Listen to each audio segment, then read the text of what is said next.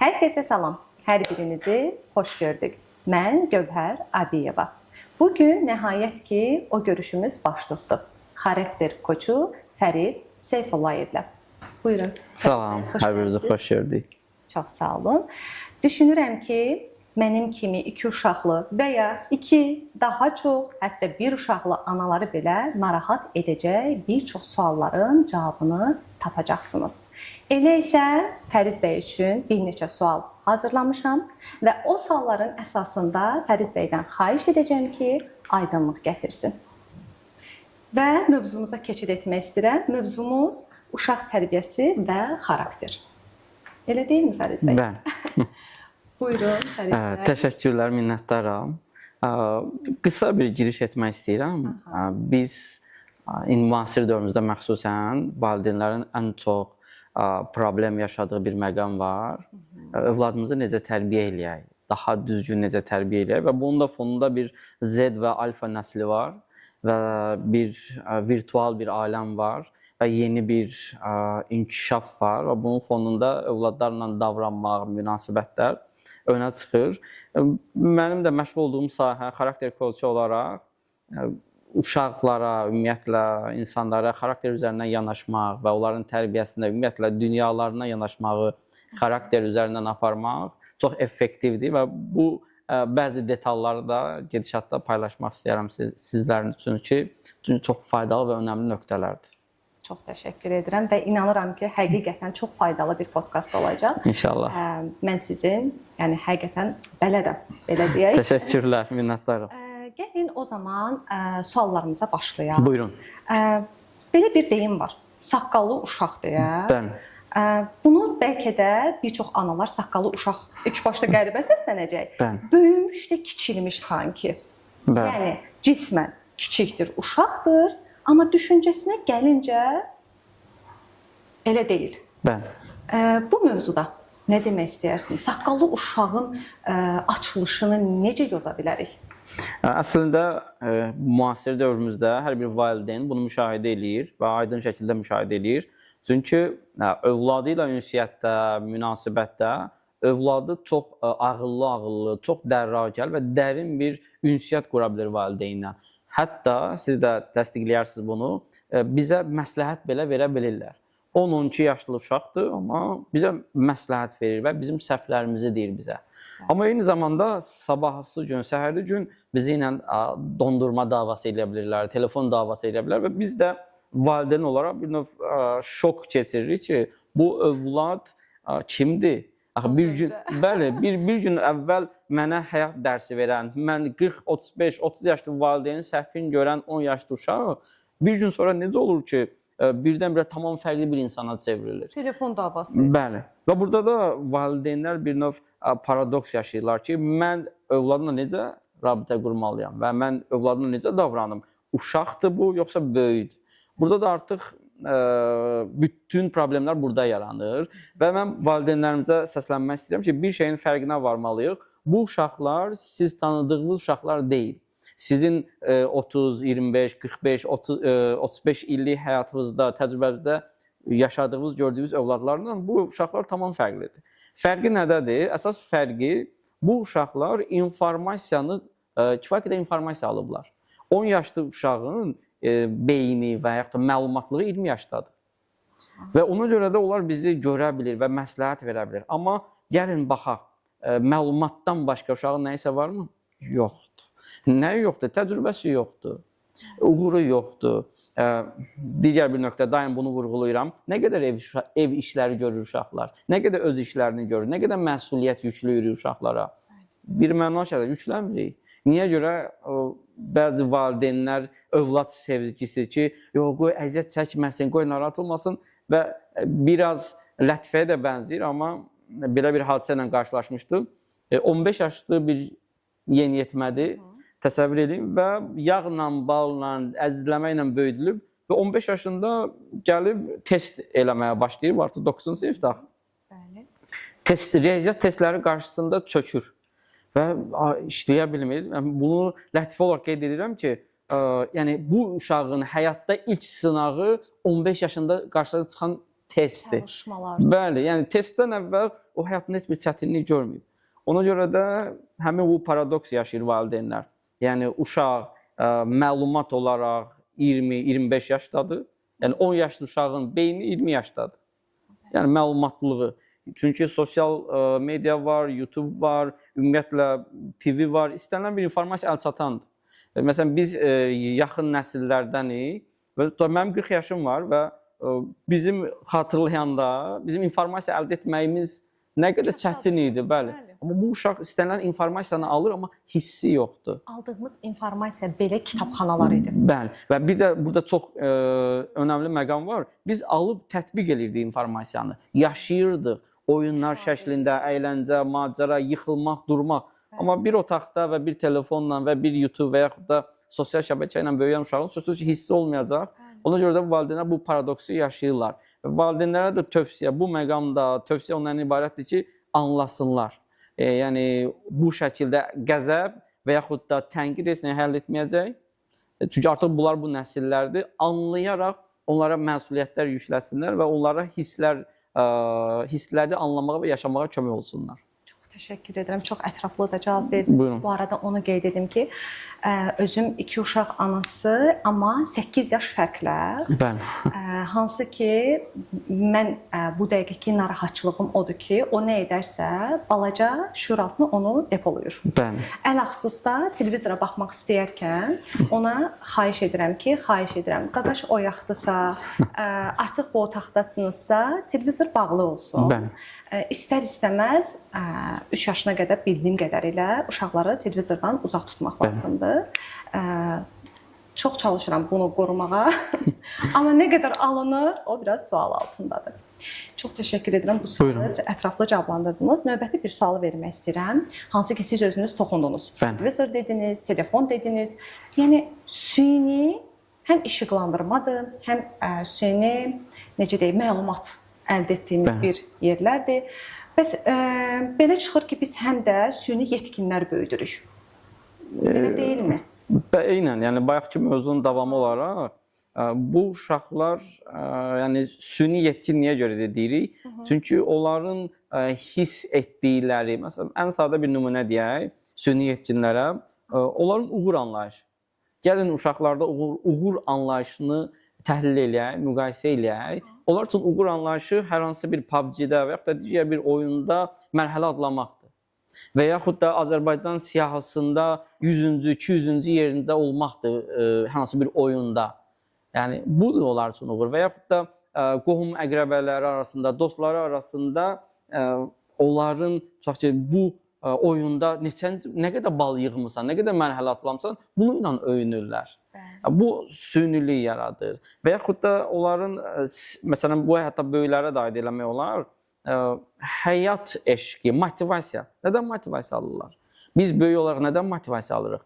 Həyat o qədər sürətlidir ki, videoların, YouTube videoların və yaxud da TikTok videoların sürətli dəyişib bir də özümü xoşbəxt hiss etdim və bitdi. Eyni şeyi də onlar kiçik yaşda yaşayırlar və artıq biz onları həyata aparanda topla oynamaq, uzun müddət, qol vur və yaxud da qabaqlarına biz məntiq oyunları qoyuruq. Məntiqi həll et, bu çox yorucu gəlir. Niyə görə? Çünki bu... Messi də qaçmaq istəyir. Bəli, indiyənə kimi hər şey rahat əldə edib. Yəni bir toxunuşla, bəli. Hətta siz dediniz, mənə yenə öz təcrübəmə dayanaraq danışıram. Mətinin körpəliyi xatırlatdım. Kiç deyir sizə ki, oyunda qalib gəlirlər, istər telefonda, istər məhəllədə uşaqlarla oynayarkən evdə oyun oynayırıq. İstər-istəməz uşaq məğlubiyyəti qəbul etmir. Və nə edirik? Ata-ana olaraq yazıqdır, evladımdır, bir şans verək. Göz-qaş edirik valideynlər bir-birimizə ki, elə ki uduzdum. Qoy o udmuş olsun. Bir yerə qədər və bir yerdən sonra baxırsan ki, uşaq heç cür uduzmağı qəbullanmır. Və bu məhəllədə də özünü göstərir. Uşaqlar arasında oynayanda, qohum-əqrəba uşaqlar arasında oynayanda da çox təəssüf ki, özünü göstərir. Düşünürəm ki, biz burada daha belə fərqində olaraq diqqətli davranmalıyıq.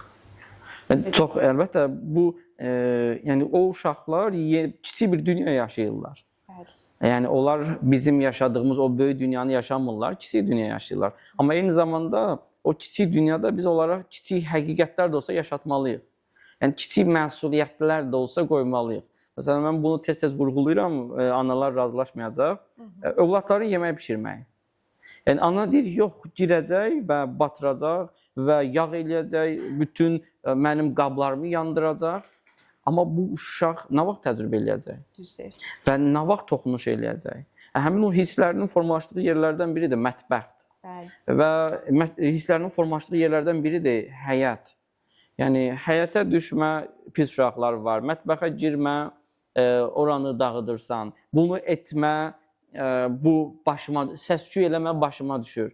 Hər yerdə qadağa. Bəli, sonunda da şikayət edirik ki, uşaq niyə yerində dayanmır, bu qədər aqressivdir, çox haqlısınız. Hətta mətbəxə buraxmamaqla bağlı bir dəfə Mətin yenə balaca olarkən video çəkib paylaşmışdım. Hansı ki meyvələrini yuyur, bir qabdan digər qaba qoyur, silir və rəylərimin, daha doğrusu o videolardan birinin altında belə bir rəy var idi. Xanımlar tərəfindən, təsəvvür edin, oğlunuzu kişi kimi böyüdün.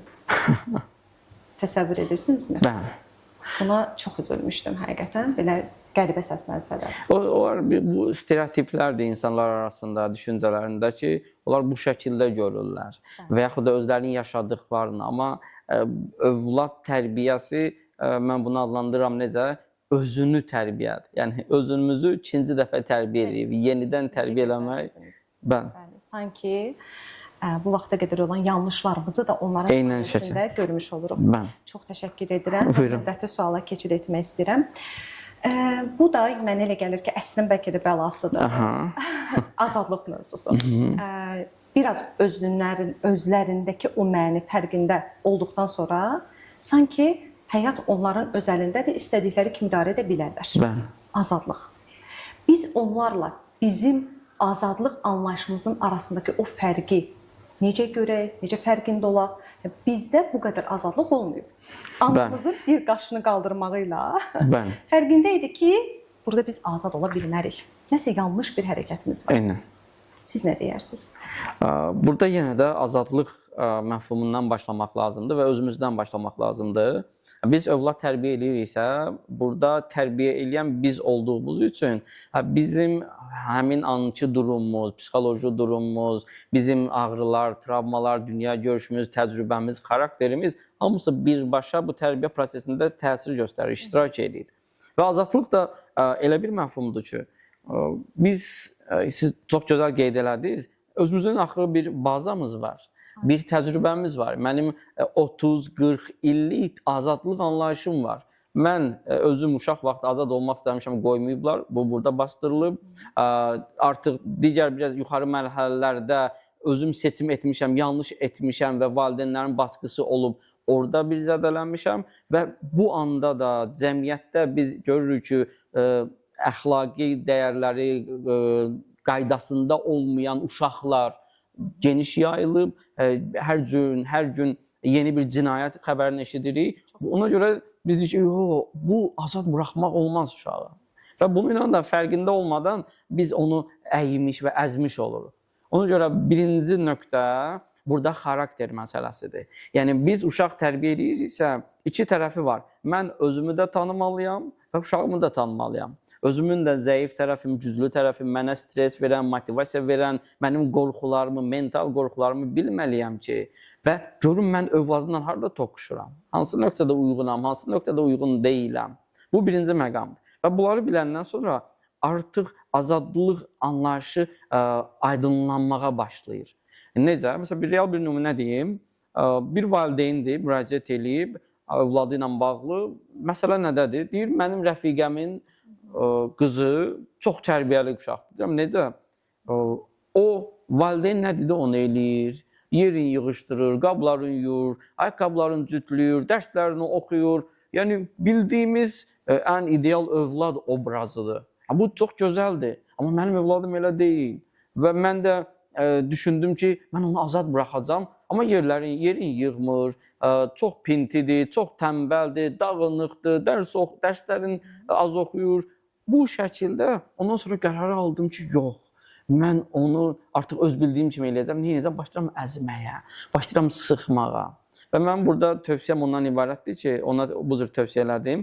həmin rəfiqəsi və rəfiqəsinin qızının xarakter tipi tamam fərqlidir. Bir xarakter tipi var, nizamlı, planlı və konkret, realistik bir tip var. Bu insanlar üçün disiplin çox adidir. O bilir ki, onun xarakteri bu cürdür. Disiplin onun üçün çox adidir. Yerini yığacaq, paltarını yığacaq, hər şeyin öz yeri var, hər şeyin saatı var, yatma saatı var, oynama saatı var, hər şey nizamlıdır. Amma burada həmin rəfiqəsi heç bir şey etməyib. Sadəcə bunun xarakteridir. Amma onun övladı isə daha yaradıcı tipdir, daha spontandır və onun sistemi, xarakter sistemi daha fərqlidir. Onun dünya missiyası tamam fərqlidir, həyata yanaşması, qərar verməsi tamam fərqlidir. Və nə baş verir? Həmin bu valideyn uşağı əzməyə başlayır və öz bildiyi çərçivələrə, standartlara salır ki, disiplinli, ağıllı övlad. Amma fərqində olmadan onun gələcəyini məhv edir. Həmin onun uğur, onun potensial, onun bacarıq kanallarını bağlamış olur. Sonra gələcəkdə də artıq deyir ki, bu uşaq uğursuzdur, bu uşaq bacarıqsızdır, bu uşağın problemləri var, bu uşaq aqressivdir. Bir nöqtəni də qeyd eləmək istəyirəm, aqressiv nöqtə ilə bağlı. Məsələn, mənim övladım məntiq tipidir. Məntiq tipi nə deməkdir? Qərar verəndə obyektiv verir. Yəni, o özünü düşünür və hadisəyə, prosesə yönəlir. Yəni, insani dəyərlərə deyil də hadisəyə yönəlir. Bu yaxşıdır, bu pisdir, bu düzdür, bu əyridir. Amma cəmiyyət onu qəbul eləmir. Böyüklər onu qəbul eləmir. Bu şəkildə, əgər mən onu anlamasaydım və üzərinə geçsəydim, hal-hazırda 12 yaşı var, yəni ki, bir xəstəxanalar, nevropatoloqlar axtarırdım ki, onun aqressiyasını müalicə eləmək və şikayətlənmək ki, hər şey əlimdə, gecə yatmadım, yağ yedizdirdim, bal yedizdirdim, bu uşaqlar niyə belədir?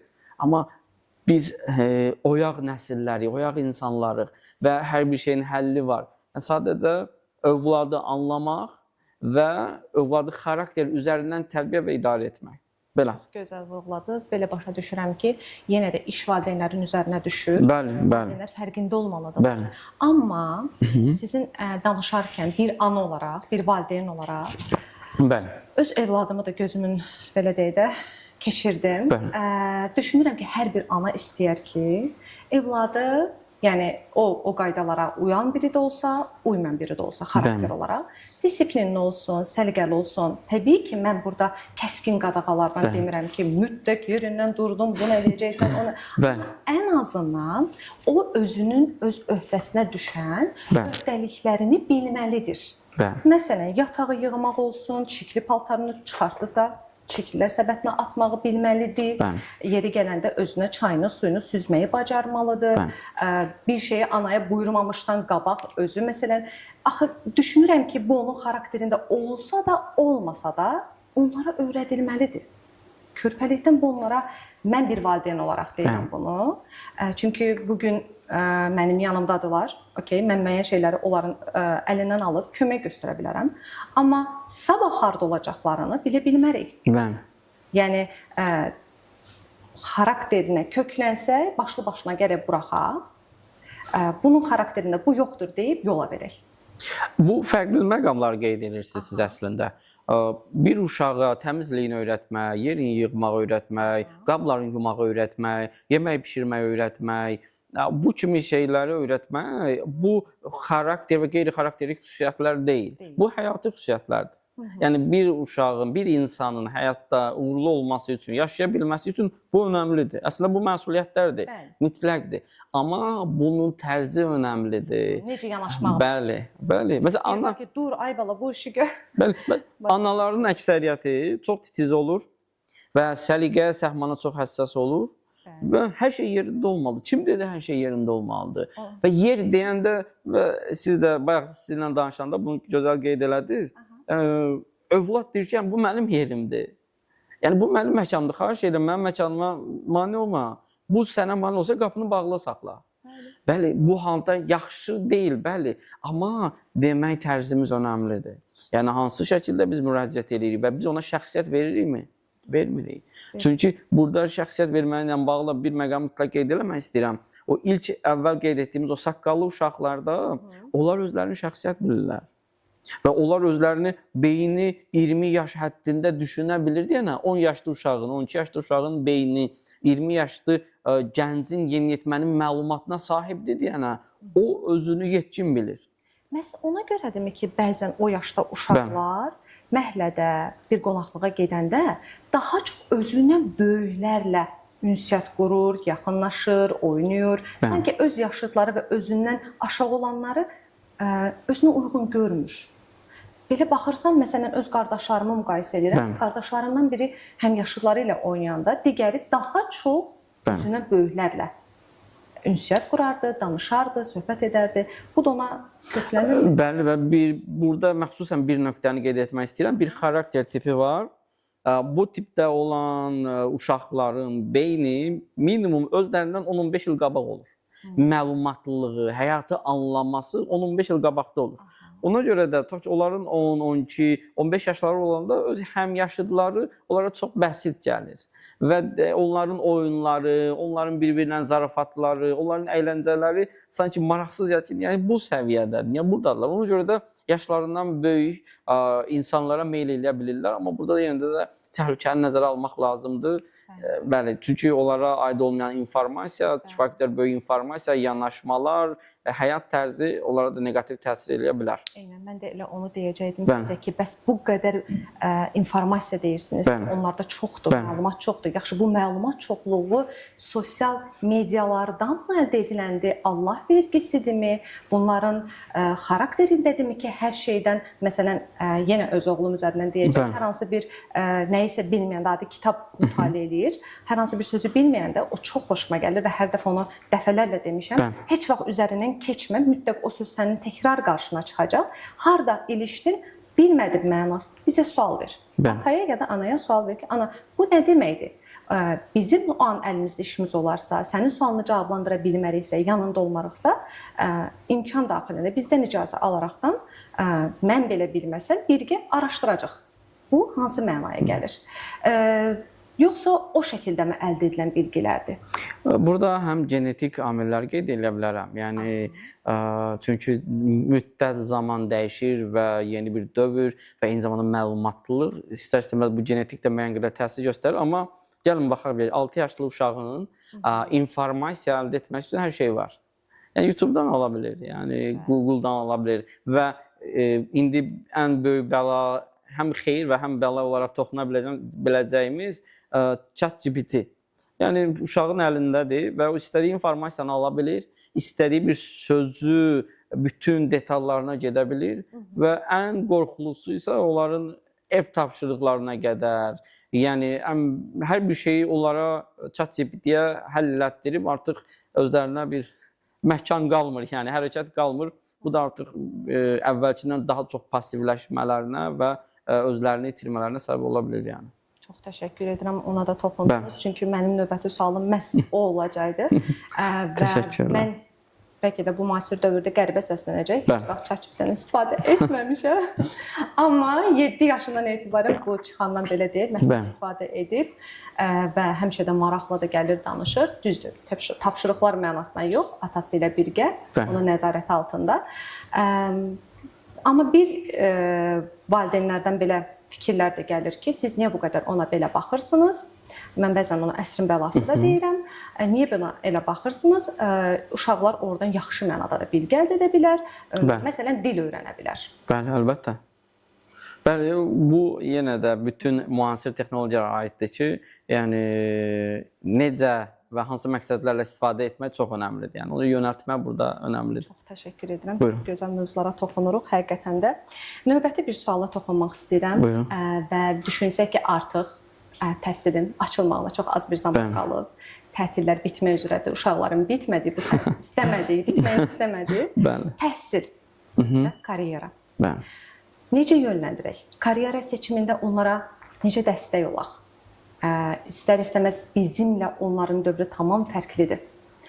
Biz seçəndə, seçmək istəyəndə nə olursa olsun valideynlərimizin fikrini önəmsəyirdik. Amma onlar sanki indidən göstərirlər. Mən bunu istəyirəm. Ya da onu fərz edir ki, onu istəyir. Nə deyərsiniz bu barədə? Burada ən önəmli nöqtə uşaqları bir saxlasaq, keçsək böyüklərə, ümumiyyətlə dünya üzrə bir statistika var ki, öz peşəsindən, ixtisasından xoşbəxt olan insanların faizi. Və bu göstərici çox aşağıdır. Bəli, yəni çünki həyat yolu olaraq hər bir cür bir istiqamətdən seçir və sonra dəyişə bilmirlər və razı olmaqları da yaşamalı olurlar. Amma biz övladlarımıza gəldikdə isə, gəlin baxaq, bir valideyn nə istəyir? Uşağın xoşbəxtçiliyi. Aha, bəli, bu birinci. İkinci nə istəyir? Yaxşı iş olsun, pul olsun, yəni hörmət olsun, seçilsin. Bu dəyişmir heç bir analar. Bəli, bu. Aha. Bizdən qabaq və bizdən sonra. Bəli. Amma bunu gəlin uşağın sisteminə oturtduraq. Xarakteri nə qədər əl verir, buna imkan verir ki, o xarakterinə olan insan bu istiqamətdə getsin. Məsələn, bir real nümunə deyim. Yəni bir valideyndir, rəfiqəsinin qızı tibb universitetinə hazırlaşır və görür ki, rəfiqəsinin qızı saatlarla dərs oxuya bilir və sınaq imtahanlarda çox yüksək bal yığır və gəlir eyni şəkildə övladından tələb edir. Ki, səndə mənim arzum var, sən tibb universitetinə gəlsən, həkim olasan, səni ağ xalatda görüm, cərrah görüm, bu şəkildə və uşaq da dəyərlər üzərindən anasını pis etməmək üçün bura gedir. Və nə baş verir? Yəni, uğurlu olsa belə biz uğurlu görə bilirik. Bəli, özünü artıq fəda etmiş olur. Bunun yolu nədir? Biz uşaqların xarakterini bildiyimiz zaman, məsələn, mənə müraciət olunan zaman, ilk nöqtə uşaqların xarakterini müəyyən etmək və onun üzərinə dəyərlərini müəyyən etmək. Yəni, burada valideynlər irad tuturlar, onlar uşaqdır. Onlar heç nə bilmir, zəmanə fərqlidir, biz daha yaxşı bilirik, bu qeyri-mümkündür. Bəli, çünki sabah, ümumiyyətlə, bu sözü çox sevirəm, yanlış seçimdə olsa özün et. Niyə görə? Çünki bu artıq heç kimi qınamayacaqsan. Bəli, özüm etmişəm, özüm qazanmışam. Ona görə də övladımızda biz karyera düşünürüksə mütləq xarakter üzərindən. Çünki mən bunu həmişə deyirəm, insan, hamı aid edə bilərəm, universitet oxumasa belə, məktəb oxumasa belə onun istedadları var. Yəni, hər bir insan istedadla doğulur. Və hamı həkim olmalıdır və yaxud da hamı IT mütəxəssisi olmalı deyə bir şey yoxdur. Maliyyə məsələsi necə olacaq? Əgər bir insan xoşbəxt olacaqsa, maliyyəsi də gələcək. Çünki ruhu görəcək o işi.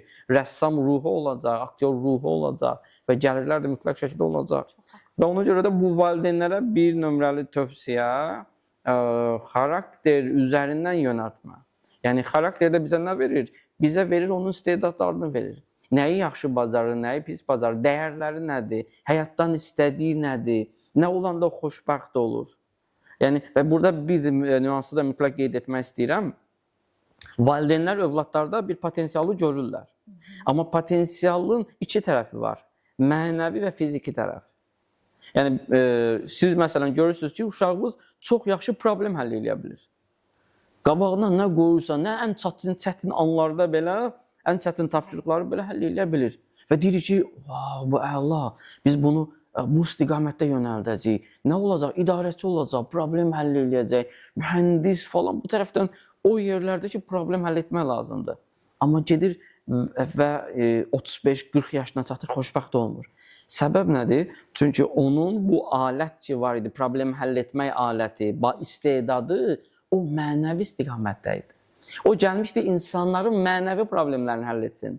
O gəlmişdi psixoloq olsun, o gəlmişdi yaradıcı olsun. Mənəvi üzərindən getməli idi. Amma biz bu aləti gördük, amma aləti baxmadıq, hansı tərəfidir. Yəni, alət hansı tərəfdə daha yaxşı işdir. Problem həll etmə bacarığı hansı problemləri həll edir və hansı problemləri həll edəndə xoşbəxt olur. Bu ona görə də bizə müraciət olunanda da bu istiqamətdə rahat şəkildə yönəldə bilirik və həm karyera, ümumiyyətlə həyat, istəklər və bu bir sahə olaraq çox önəmli sahədir ki, uşaqlarımızı xarakter üzərində yönəltsək, onlar xoşbəxt ola biləcəklər. Və mən sizə bir sual da vermək istəyirəm. Ümumilikdə bayaqdan danışırıq. Belə deyək də, saqqallı uşaqdan danışdıq, süni yetkinlərdən danışdıq. Hətta mən toxunmaq istədiyim halda çox sağ olun ki, siz toxundunuz, ChatGPT-dən danışdınız, azadlıqdan danışdınız, təhsil və karyeradan danışdınız. Bəs tərbiyə, yəni ümumilikdə tərbiyədə xarakter tipləri nədir, necədir? Yəni bunu niyə verirəm? Bəli. Baxın, siz mən deyirik ki, ali təhsilli insanlarıq, oxuyuruq, araşdırırıq, üzərimizdə çalışırıq. Çalışırıq ki, övladımıza biz etdiyimiz səhvləri onlara etməyək. Və yaxud da ki, onlara dəstək olaq, onların karyera seçimində köməklik göstərə bilək. Amma bir də var, heç bir təhsili yoxdur. Bəli. Əlində telefonu belə yoxdur. Oxumağa kitabı belə yoxdur. Bəli. Bəzən mənə elə izləyicilər yazır ki, Gövhər xanım, mən kitab əldə edə bilmirəm. Hansısa bir ucqar kənddədir və mənim də məsələn alınmır, göndərə bilmirəm. Bəli. Onlara necə dəstək olaq, necə kömək olaq? Onlar necə anlamalıdır uşaq xarakterini, tipi nədir, necədir, necə müşahidə etməlidirlər, necə evladlarına yön göstərməlidirlər? Biraz uzun sual oldu amma siz Yox, möhtəşəm, bəli, möhtəşəmdir sual. Burada önəmli nöqtə sözsüz ki, bu xarakter məsələlərində bir elmilik var, bir təhsil var, bir düşüncə var, bir dərinlik var, professionallıq var. Amma eyni zamanda dolayısıyla biz də oradan başlayırıq müşahidədən. Yəni həmin o valideynlər övladlarını müşahidə etməlidirlər. Və müşahidə edəndə artıq müəyyən məqamlar çıxacaq. Məsələn, real bir nümunə deyim. Mən öz övladımın 6 yaşı olanda artıq xarakter tipini müəyyən etmişdim. Nə gözəl. 6 yaş çox balaca, amma impuls olaraq onun davranışlarını, göstərdiyi, sərgilədiyi davranışlardan aydın şəkildə müəyyən etmək olur onun xüsusiyyətlərini. Həmin o valideynlərə də, ailələrə də, atalara da tövsiyəm ondan ibarətdir ki, övladlarını müşahidə eləsinlər. Yəni, necə müşahidə? Nəyi xoşlayırlar, nəyi xoşlamırlar? Hisslərini ifadə eləyirlər, eləyə bilmirlər. Yəni, burada səssiz, sözsüz müşahidə çox önəmlidir. Müdaxiləsiz müşahidə çox önəmlidir. Çünki biz müdaxilə etsək, təsəvvür eləyin, bir real nümunəni deyim. Övlad 2-ci sinifdə oxuyur və gəlib anaya deyib ki, ana, övlad da biraz xəyalpərəst, öz xəyal dünyası olan bir övladdır. Ana, xəyal dünyamda Yupiterə getmişdim. Orada mənə yadlandılar, qırmızı yemək verdilər. Ondan sonra günorta yeməyinə ana su pərisinin yanına düşmüşdüm. Axşam yeməyinə Amerika prezidenti ilə yedim. Yatmağa Afrika qəbilələrinin yanına yetmişdim.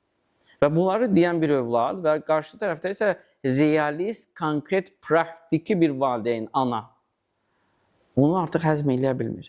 Və birbaşa inkar etməyi və yaxud da lağa qoymağı və yaxud da dinləməməyi həmin o övladın potensialını artıq öldürdü. Bundan sonra övlad danışmır, heç kimə danışmır. Niyə görə? Çünki məni anlamırlar və artıq biz onun heç bir xarakterini də müəyyən edə bilmərik. Ona görə özlərinə qapatır. Əlbəttə, bəli, səssiz müşahidə buna deyirik. Yəni, o necə davrandı, nə istədi, ağladı, güldü, qəribə fikirlər səsləndirdi, qeyri-adi istəklər dilə gətirdi, qeyri-adi şəkillər çəkdi. Məsələn, ən önəmli nöqtələrdən biri rəsm. Birinci sinif, ikinci sinif, üçüncü sinif uşaqlarıdır. İnsan tiplər olaraq idealist və realist ola bilir tip olaraq, xarakter tipi olaraq. Realist tiplər konkret, praktik olduqları üçün qabaqlarına rəsm qoyub konkret rəsmlər çəkirlər. Qabağına bənzətməyə çalışır. Bəli, bənzədirlər. Bir gül qoyub gülü çəkir, təbiətə baxıb təbiət çəkir, nəyəsə baxıb çəkir. Və ona görə də tam realistik bir görüntü alınır. Bir də var, idealist övladlar var. İdealist tipli uşaqlar var. Onlar nə baş verir? Onlar hisslərini çəkirlər, xəyallarını çəkirlər, qarışıq rənglərlə, fərqli bir tonlarla, cizgilərlə və valideyn də baxır və başlayır onunla məsxər etməyə və yaxud da anlamamağa və yaxud da əzməyə ki, yəni bu nədir? Vaxtdan qırmızı rəngdə olub. Bəli, yəni bu nədir çəkmirsən? Boş-boş vərəq sərf eləyirsən, israf eləyirsən. Nə baş verir? Biz bir potensialı itiririk. Biz bir dahini itiririk. Ona görə də müşahidələr çox önəmlidir. Atalardan, analardan xahişimiz bundan ibarətdir ki, öz hisslərinizi, öz təcrübələrinizi, öz rəylərinizi, öz ağrılarınızı, öz həyatınızı qoyun kənara. Özünüzə saxlayın. Bəli, saxlayın özünüzə, lazım olar, bəli. Amma görün övladınız kimdir? Mən bilirəm. Yox, sən heç nə bilmirsən. Sən bilə də bilmərsən. Çünki o artıq 10 yaşı ola bilər, amma yetkindir o. Onun öz dünyası, onun şəxsiyyəti var. Təsəvvür eləyin, 10 yaşlı uşağın şəxsiyyəti, özü barəsində düşüncəsi bu ki, mənim 15 yaşım var, 20 yaş kimi düşünür. Və biz də onunla 7-8 yaş kimi davranırıq. Təhqir edirik, tənqid edirik, əzirik. ona hörmət eləmirik. Və nə baş verir? Əzilmə. Ona görə sualınıza qayıtsaq, müşahidə çox önəmlidir. Əlimizdə heç bir alət yoxdursa, təhsil yoxdursa, xarakter tipi yoxdursa, heç nə yoxdursa, sakit və müşahidə eləyin. Hansı davranışlarını sərgilir, necə sərgilir, nə istəyir, nə xoşbəxt edir onu, nədən inciyir. Digər bir nöqtə, introvert uşaqdır, təkliyi sevir, sakitliyi sevir və məcburi aparırlar qonaq. Getdik qonaqlığa, qonaqda nə baş verir? Danışacaqsan. Hə, bizim uşaq da tənbəldir, bizim uşaq da qeyri-etik ifadə ilə adlandırırlar ki, belədir, qaynayıb qarışmır, əşi biz... Fikirlər verilir. Bəli, əşi bizim də bəxtimiz gətirməyib. Buna bax, sizin uşaq maşallahdır. Buradan artıq biz növbəti bir şəxsiyyəti itirdik, növbəti bir dahini itirdik. Susqunlaşır, Bəli. çəkilir küncə. Bəli. Və məxsusən bu tiplərdə tez-tez rastlaşırıq. Onların bəzi tiplər var ki, onlar daxillərində obraz yarada bilirlər. Bir-iki obraz yaradır. Bəli, bəli. O içəridə danışır onlarla, mübadilə aparır, onlardan bölüşür, oynaya bilir onlarla. Bu, həmin tiplər üçün normal haldır. Əgər aqressiya yoxdursa, əgər asosiallıq yoxdursa, tamamilə qapanma yoxdursa, bu normaldır. O daxili dünyalarının kəşfidir, özünün kəşfidir, ideyalarının kəşfidir. Və bu anda valideynin reaksiyası Çox önəmli. çox sərtdir. Məsələn, bu təzəlikcə baş verən bir hadisə, övladım nənəsigillə gedib qalıb, hər iki nənəsigildə və nənələr narahat olmağa başlayıb ki, bu uşaq öz-özünə danışır sanki. Və yaxud da çağırırıq, eşitmir, öz dünyasındadır. Sizin evladınız. Bəli, bu biz deyil, onun dünyasıdır. Və biz, buraxmalı yox, buraxmaq olmaz. Və burada bu nöqtəni mütləq, meyar nədir tərbiyədə? İki meyar var. Bir, sərbəst buraxa bilmərik uşaqları. Niyə? Çünki onlar hələ yetişməyiblər. Onlar hələ hazır deyillər. Çünki sünidirlər. Səhv eləyə bilərlər, yana bilərlər. İkinci, sıxa bilmərik. Sıxsaq da partlayacaqlar. Orta yol. Orta yol nədir? Sıxacam, buraxacam, nəzarət edəcəm, diqqətim üzərlərində olacaq. Eyni zamanda o özlərini müstəqil hiss elətdirəcəm. O özlərini xoşbəxt hiss elətdirəcəm. Məsələn, valideyn deyir ki, belə bir nöqtə var. Axı, mən ona icazə versəm, o səhv eləyər. Aprel ayında övlad dondurma istəyir. Və valideyn burada nə deyir? Deyir ki, mən dondurma alsaq xəstələnəcək. Çünki bizdə dondurmanın mövsümü var. Bəli, bəli. Nə baş verir və övlada qoymuruq. Aha, amma əmin olun ki, övlad onsuz o təcrübəni yaşayacaq. Mütləq. Mütləq yaşayır. Ona görə bir də var ki, səni ilə bir yerdə yaşayır. Güvənli yaşayır. Ata məni anlayır. Tamam, sadəcə o hissiyyat bir dəfə yeyəcəm. Tamam, yeyək bir yerdə. Yedik və xəstələndik. Bu xəstələndirmiş. Tamam, bildim ata. Yetər artıq. Amma bir də var ki, bir qəzəbli ana obraz orada. Sən nə edirsən? Sən xəstələnəcəksən, dağıdacaqsan, pis olacaqsan, boğazın gələcək. Amma bir şeyi başa düşməliyik ki, əllərindən tutub, əllərini buraxmadan, əllərindən tutub təcrübə yaşatmağa imkan verməliyik. Yıxıla. Bəli.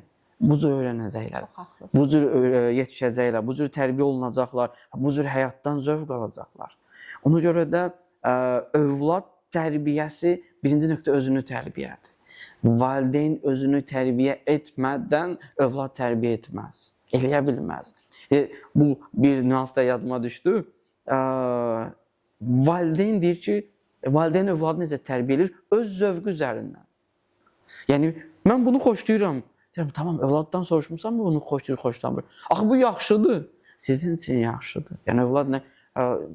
Valideyn şikayət edir övladdan. Şikayət nədir? Mən bunu rayona aparıram. 5 ulduzlu oteldə, orada gözəl çimər, baseynlər, atraksiyonlar, bəli, gecə yeməkləri super süfrə düzülür, möhtəşəm təamlar, amma hər şeydən narazıdır. Ən sadə sualı verdim. Siz övladdan soruşmuşsunuz, getmək istəyirsiniz, getmək istəmirsiniz. Və yaxud da övladdan soruşmuşsunuz, hara getmək istəyirsiniz? Və yaxud da orada nə etmək istəyirdiniz? Dedi, yox, onun 10 yaşı var, o nə bilir? Mən seçim edirəm. O zaman artıq itirmiş oluruq. Ona görə də bu təfəkkür tərzini dəyişməlidir valideynlər. Və bunun fərqinə varmalıdır ki, biz şəxsiyyət yetişdiririk. Bir, özümüzü tərbiyə edirik. İki, özümüzü tərbiyə elə, övladı tərbiyə elə, elə növbət dəfə özümüzü tərbiyə edirik. Ona görə bu çox önəmlidir. Bu fərqindəlik, bu oyaqlıq. Çox möhtəşəm mövzular Bəli. və siz danışdıqca fərqli mövzular beynimdə canlandı. Hansı ki, fərqindəlik bu Bəli. mənə harda yarandı? Bəli. Ananızın və qaynananızın uşağın üzərinə düşməyi, Bəli. sanki uşaqda problem var Bəli. olmağı, amma görün necə gözəldir ki, fərqində olan bir valideynsən, sən deyirəm, ümumilikdə əlbəttə. danışmaq istəyirəm. Bəlkə də biz fərqində olan valideynlər olmasaydıq, bugünkü gün siz deyən kimi uşağımızın qolundan tutub o psixoloq, bu nə bilim nə deyə qapı-qapı gəzirdik, Bəli. amma yəni fikirləşməyəcəkdik ki, problem onlarda yox, məhz bizdə, biz böyüklərdədir. Bəli. Və bir mövzu müşahidə. Bəli. Mən belə deyək, səhifəmi, Instagram səhifəmi Mətinin oyunları üzərindən hal-hazırda onu vurğulamışdım. Uşaqlarımın arasında 8 yaş fərq var və balacamın hal-hazırda 10 aylıqdır. O Allah vaxtlarından, Allah bütün balalarımızı qorusun, o vaxtlardan o səhifəni açmışdım Mətin üçün və bir ana evdə heç bir bahalı oyuncaq almadan necə zaman keçirə bilər, nələr edə bilər, necə onu öyrədə bilər, belə başlamışdı və şükürlər olsun ki, bir çox analara elə düşünürəm ki, dəstək oldu geri dönüşlərə dayanaraqdan. Məhz orada müşahidə dediniz. Hal-hazırda Turqay 10 aylıq olsa da biz hər ayında ata-ana bir-birimizə sual verirdik ki, yeni aya keçid etdik. Görəsən yeni ayın gözləntiləri nələrdir? Açırdıq. İstənilən bir sosial media üzərindən hər hansı bir videonu qoyurduq. 4 aylıq uşaq nələr edə bilər və müşahidə edirdik. Və tək o bilgiləri əldə etmirdik. Ola bilər ki, o deyir, ümumi orta statistik məlumatlardır. Amma mənim uşağım bunun nə qədərini edir və ya etmir. Deyirlər ki, məsələn, 1 yaşa qədər uşaqlar əlini bir-birinə vurmalıdır. 1 yaşa qədər uşaqlar adını dediyin zaman reaksiya verməlidir. Və başlayırıq bunları müşahidə etməyə. Bununla da bir yana, gördün, bu nəsə onun diqqətini çəkdi. Gördün, səsimi qaldırdım, qardaşına deyirdim. O sakitləşdi. Baxın, müşahidə doğulandan etibarən, mən öz təcrübəmə dayanaraqdan, müşahidələrimə dayanaraqdan, nə olursa olsun, ta ki özləri valideyn olana qədər, mən elə düşünürəm, davam edir. Düşünürəm ki, yəni, məncə bu dövr üçün bir çox anaları narahat edən, bir çox sualların cavabını siz cavablandırdınız. Hətta deyərdim ki, biz 5 mövzu əsasında, 5 sual əsasında ümumi suallara cavab vermək istəyirdiksə, daha çox suala cavablandırdıq. Sizə ayrıca təşəkkür edirəm və yenə sözü sizə vermək istəyirəm ki, sizin toxunmaq istədiyiniz və bu vaxta qədər seanslarda qarşılaşıb valideynləri narahat edən bir mövzu varsa, fikirlərinizi bildirəsiniz. Ümumi bu mövzunu yekun olaraq bir nöqtəsini qoymuş olsaq, valideynlərə və eyni şəkildə özümə də tövsiyəm. Burada birinci nöqtə, özümüz fərqində olmalıyıq. Valideyn olaraq mən özümü tanımalıyam, öz problemlərimi həll etməliyəm, öz çətinliklərimi həll etməliyəm, özümlə olan münasibətimi düzəltməliyəm. Artıq bundan sonra başlayır övlad tərbiyəsi. Bu birinci nöqtə.